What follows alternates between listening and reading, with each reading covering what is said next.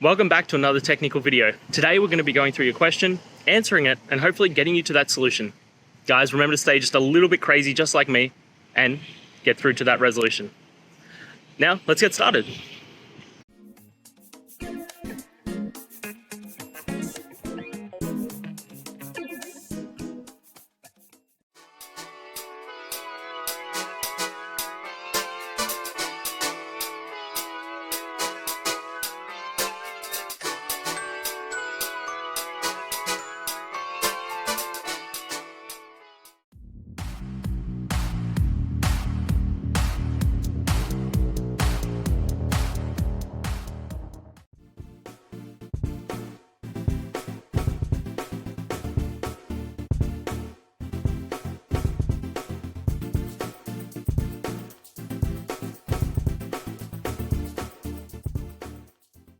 And that's it. I hope you found the solution that you're looking for.